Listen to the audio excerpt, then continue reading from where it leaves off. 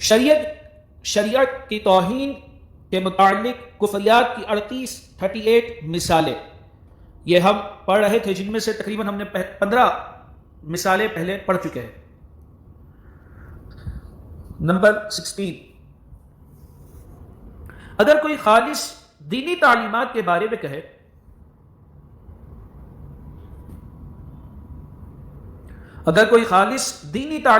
بارے میں کہے مسلمان ترقی اسی وقت کر سکتا ہے جبکہ اپنی دینی بوسیدہ تعلیمات کو چھوڑ دے۔ یہ دینی تعلیمات کو کیا کہہ رہے ہیں؟ دینی بوسیدہ تعلیمات کو چھوڑ دے، اس وقت ترقی کر سکتا ہے۔ ایسا کہنے والا کافر ہے۔ اگر کوئی خالص دینی تعلیمات کے بارے میں کہے مسلمان ترقی اسی وقت کر سکتے ہیں جبکہ اپنی دینی بوسیدہ تعلیمات کو چھوڑ دے، ایسا کہنے والا کافر ہے۔ نمبر 17، ہم کو شریعت منظور نہیں، رواج منظور ہے، ایسا کہنا کلمہ کفر ہے۔ نمبر 18، شریعت کو فرضی اور خود ساختہ کہنا کفر ہے، یہ سب دھتی ہے، فرضی ہے، اس طریقے سے کہنا یہ کفر ہے۔ نمبر 19، شریعت تو مولویوں کی گھڑی ہوئی باتیں ہیں، اس طریقے سے کہنا کہ شریعت تو مولویوں کی گھڑی ہوئی باتیں ہیں، ایسا کہنا کفر ہے۔ شریعت کے جو احکام ہیں وہ قرآن اور احادیث میں جو احکام بیان کیے گئے وہ ہے۔ اب کوئی یہ کہے کہ یہ مولویوں کی گھڑی ہوئی باتیں ہیں، ایسا کہنا کفر ہے۔ عدت کا انکار کرنا، عدت کا بیان ہم نے تفسیر کے اندر پڑھے ہیں، واضح طور پر بیان ہوا ہے عدت کا۔ عدت کا انکار کرنا کفر ہے، مثلا یہ کہنا عدت کی کچھ ضرورت نہیں، یہ کفر ہے۔ نمبر 21، جو تیمم کرنے والے پر ہنسے اس پر حکم کفر ہے۔ جو تیمم کرنے والے پر ہنسے، اس کا مذاق اڑائے، اس پر حکم کفر ہے۔ تیمم کا حکم کلام پاک میں موجود ہے واضح طور پر، فَتَيَمَّمُوا صَعِيدًا طَيِّبًا۔ مطلقاً تیمم کا انکار کفر ہے۔ نمبر 23، تیمم کو جاہلوں کا فعل سمجھنا بھی کفر ہے۔ ارے کلام پاک میں واضح طور پر جس چیز کا بیان ہے اس کا تم انکار کیسے کر سکتے ہو؟ فَتَيَمَّمُوا صَعِيدًا طَيِّبًا، کلام پاک میں آیت موجود ہے۔ نمبر 24، یہ کہا میں شرع برا نہیں جانتا۔ 25، کہا میں شریعت کا کیا کروں، یہ دونوں کفریات ہے۔ 26، اگر کوئی یہ دعویٰ کرے میں درجات طے کرتے کرتے، سننے اور سمجھنے والی بات ہے، اگر کوئی اس چیز کا دعویٰ کرے کہ میں درجات طے کرتے کرتے ایسے درجے تک پہنچ گیا ہوں کہ اب میں احکامات الہیہ کا مکلف یعنی پابند نہیں رہا، اب میرے کو احکامات الہیہ پر عمل کرنے کی یا اس کو ماننے کی معاذ اللہ کوئی کہے کہ ضرورت نہیں ہے، میرے لیے حلال اور حرام، اطاعت اور معصیت سب برابر ہے، تو ایسا مدعی یعنی دعویٰ کرنے والا کافر ہے۔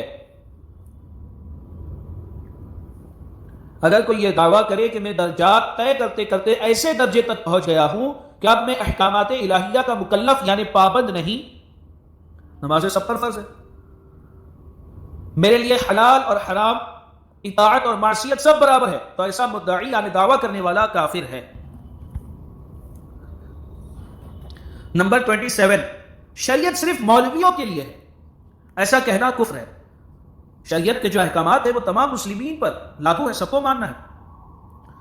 28، اگر کوئی بلند جگہ پر بیٹھے، سننے والی بات ہے، عبرت والی بات ہے، اگر کوئی بلند جگہ پر بیٹھے اور اس کے ارد گرد لوگ ہو جو اس سے مسائل پوچھے اور ہنسے اور اسے تکیے سے مارے یعنی شریعت کا مذاق اڑائے، تو سب پر حکم کفر ہے۔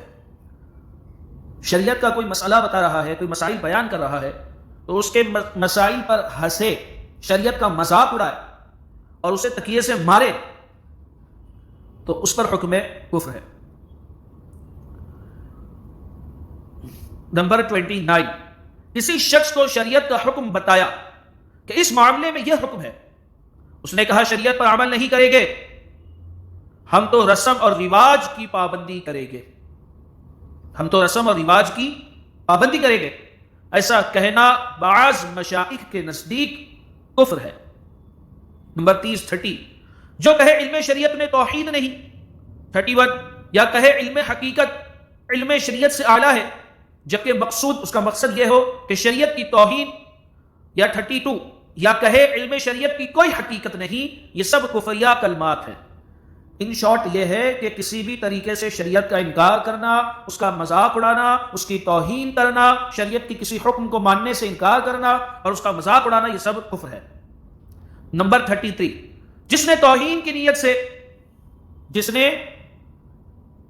کی نیت سے کسی عالم برحق کا صحیح فتویٰ زمین پر پھینکا، یا 34 کہا شریعت کیا ہے، یہ دونوں چیزیں کفر ہے۔ 35 جس نے کہا عالم شوہر پر لعنت ہو، یہ قول کفر ہے، کیونکہ اس نے علم کے وصف یعنی علم پر لعنت کی اور شریعت کی توہین کی۔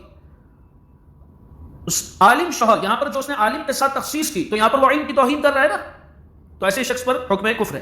36 جو کہے علماء جو علم سکھاتے ہیں محض قصے کہانیاں ہیں، یہ کفر ہے۔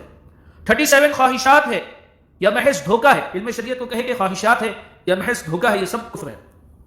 38 کہا میں حیلوں کے علم کا منکر ہوں، یہ تمام کفریہ کلمات ہے۔